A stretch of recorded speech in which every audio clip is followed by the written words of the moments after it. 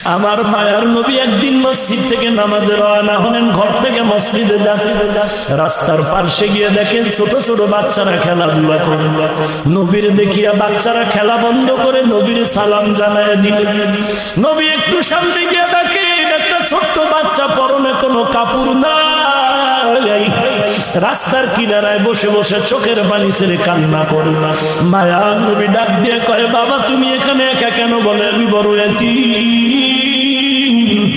মায়ার নবী বাচ্চাটার হাত ধরে আর মসজিদে গেলেন না, উল্টা ঘরে চললেন। ঘরে গিয়ে কয়, রে আয়েশা, এই বাচ্চাটারে সুন্দর করে গোসল করাইয়া দাও। এ আমার মতে এতিমের মা নাই, বাবা নাই। বাচ্চাটারে আম্মা জান আয়েশা গোসল করাইতে নিয়ে গেল। আমার মায়ার নবী একটা চাদর নিয়ে দুইটা টুকরা করলে। গোসলের পরে বাচ্চাটার একটা উপরে দিলেন, কাপড়ের টুকরা পরনে দিয়া দিলেন। এবার বলে, চলো বাবা নামাজ পড়তে যাই। বাচ্চাটা ঘর থেকে বেরিয়ে সামনে হাঁটলে মায়ার নবী ডাকলেন, তুমি দাঁড়ায় যাও। বাচ্চা দাঁড়ায় গেল।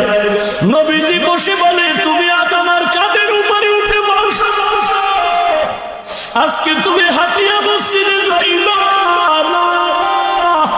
বাচ্চা বলে, না না নবী না, বেয়াদবি করা যাবে না। মায়ের নবী চোখের বালি ছেড়ে বলে, বাবা আমিও তোমার মতো এতিম। দুনিয়ার জমিনে এসে আব্বা বলে ডাক দিতে পারি না। মা মা বলে যখন ডাকবো তখন আমি মা হারা এতিম হয়ে গেল। এরে নবীর উম্মতের দল, রহমাতুল লিল আলামিনের কাঁধে এতিম সন্তান।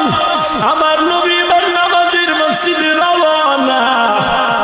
ওই খেলাধুলার বাচ্চাগুলো তাকায় আফসোস করে, আজকে যদি আমি ওই বরকত নিতে পারতাম। নবীর কাঁধে আজ এতিমের কোল হয়ে গেল, লাশ মহাব্বতের নজরে সাওয়ারি হয়ে গেল। নবী মসজিদে গিয়ে ঢুকলেন, বাচ্চাটারে কাতারের মাঝখানে দাঁড় করায়া নবী ইমামতির মুসাল্লায় চলে গেলেন। সাহাবায়ে কেরাম অনেক কিছু দেখলেই জায়গা প্রশ্ন করতেন না, একটু দেরি করতেন, অপেক্ষা করতেন। আমার নবী নামাজের ইমামতি করলেন। নামাজের ইমামতির পর আমার নবী এবার মিম্বরে উঠছেন, বয়ান দিবেন। সাহাবায়ে কেরামরা তাকায় আছে, বাচ্চাটাও সাহাবাদের কাতারে বসে গেল। মায়ার নবী উঠিয়া গিয়া কয়, বাবা তুমি নিচে বলবা না, তুমি আমার ডান পাশে মিম্বরে বসো। নবী বাচ্চাটারে বসাইয়া ডান হাত মোবারক মাথায় দিয়ে সাহাবায়ে কেরামদের বলে, ও সাহাবায়ে কেরাম আপনারা হয়তো বা প্রশ্ন করবেন, এই বাচ্চাটার এত সম্মান কেন করি? এই বাচ্চাটা আমার মতোই এতিম। ওকে আমি রাস্তা থেকে দরিয়া গোসল করায় নিয়ে আসি।